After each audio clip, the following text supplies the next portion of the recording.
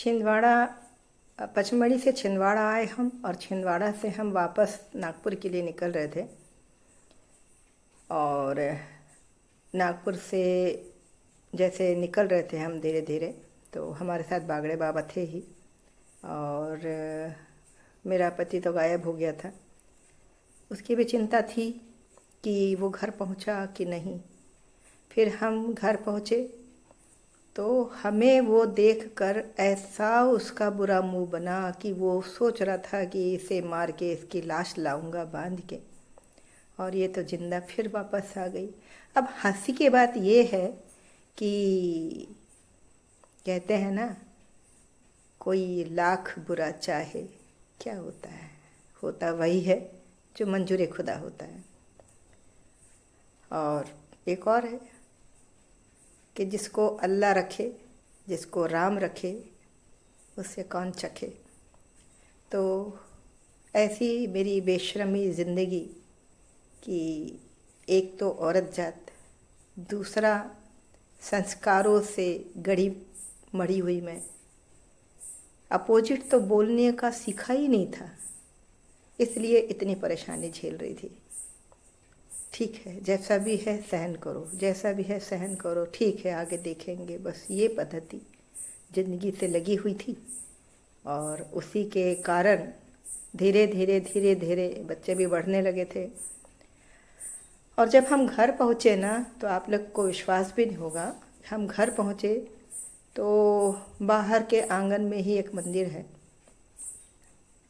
वहाँ पर हम फिर से एक कढ़ाई किए और फिर हम अंदर, घर के अंदर गए, क्योंकि उनका रिवाज ही वैसा है। नाग द्वार से जो जाता है वो बाहर रुक कर के कढ़ाई पूजा करता है, फिर अंदर जाता है। उसी तरह हम भी जब अंदर पहुँचे तो उस निर्दयी को इतनी दया नहीं आ रही कि वो ये तो पूछ ले कि कैसे आए, पैसे नहीं थे तुम्हारे पास में, कैसे तुम्हारा आना हुआ, किस टाइप से तुम लोग परेशान हो गए, सॉरी मैंने पैसे तक ले आया था। कितना लापरवाह आदमी और कितना निर्दयी आदमी।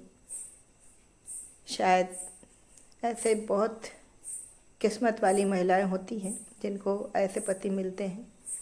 हंसी की बात है कि वाह रे ईश्वर, तूने वहाँ भी मेरी मदद किया। पैसे मुझे वहाँ मिल गए पहाड़ी में, जहाँ कोई ठिकाना नहीं था। आजकल तो मोबाइल है, मोबाइल से ऑनलाइन पेमेंट हो जाता है, दे सकते हैं, बारकोड हर जगह पे मिल जाता है।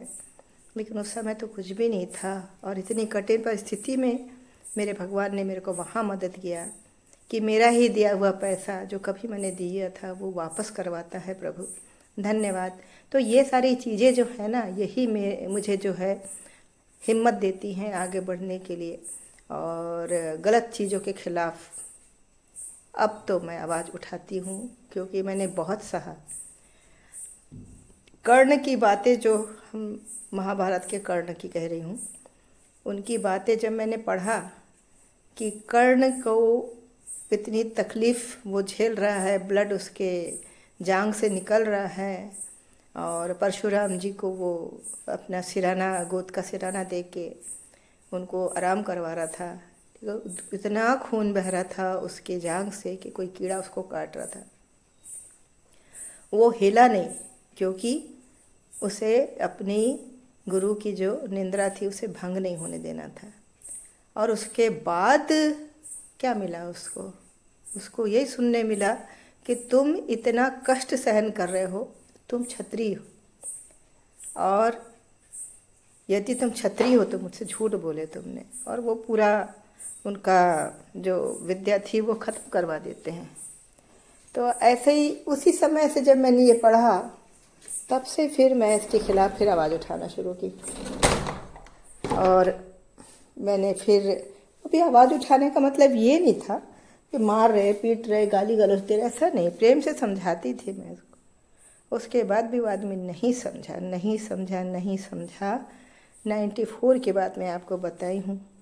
आगे और सुनोगे आप कि किस किस तरह से हम परेशानी झेल रहे हैं। हाँ, एक बात और कि हम बिना चप्पलों के पूरा मंदिर की हम लोग घूम लिए, और इतनी चढ़ाई थी वो कर लिया।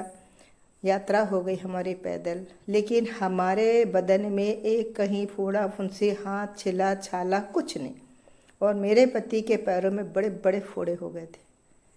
तो ये बताएं कि ऊपर वाले के घर में हर चीज़ का न्याय है। आगे आप लोगों को, यही मेरी कहानी ख़त्म नहीं होती, आगे आप लोगों को और भी अच्छी अच्छी चीज़ें जो विश्वास नहीं कर सकता कोई, वो मैं सुनाऊंगी। तो आप सुनते रहिए, इंटरेस्ट आएगा धीरे धीरे मेरी स्टोरी में। ये मेरी आप बीती है, जो बीत गई वो कहानी बन जाती है, लेकिन जिस समय गुजरती है उस समय धरती आकाश एक हो जाते हैं। तो मुझे कमेंट्स ज़रूर करिएगा। ये सच्ची आप बीती मैं आपको बता रही हूँ। ये कोई कहीं से लिखा पढ़ा छीना झपटा कहीं से किसी का छीना वो नहीं। और वो कराह वो आह आज भी मेरे हृदय से नहीं जाती है। कैसे कैसे मैंने संभाला है और कैसे कैसे मैंने अपना जीवन यहाँ तक पहुँचाया है, केवल मेरे मालिक ईश्वर जो सबका ही मालिक है, बस वो मेरा साथ देता रहा। इसी तरह जीवन आगे बढ़ता रहा।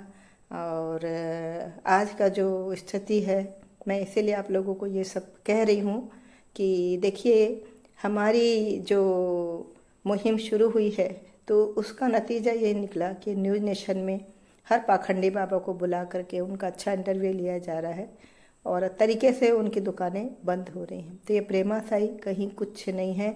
इवन मैंने उसको इसमें व्हाट्सएप में मैंने ऑडियो भी भेजा है और उसको अच्छे से बहुत प्यार से समझाया है, क्योंकि हर चीज़ का इलाज कोर्ट कचहरी नहीं होता है। कोर्ट कचहरी आपको सज़ा दे देगा, लेकिन आपका यदि आत्मा की जो बातें हैं वो बदल जाएं तो वो बहुत बड़ी अच्छी चीज़ है। वो भी मैं किसी दिन इसमें देती हूँ। तो उस बंदे ने सुन लिया है, लेकिन एक जवाब भी नहीं दिया मुझे, यानी घबरा गया है वो कि अब क्या होगा। तो ऐसा करती क्यों हूँ, और यदि किया है, गलती हुई है तो क्षमा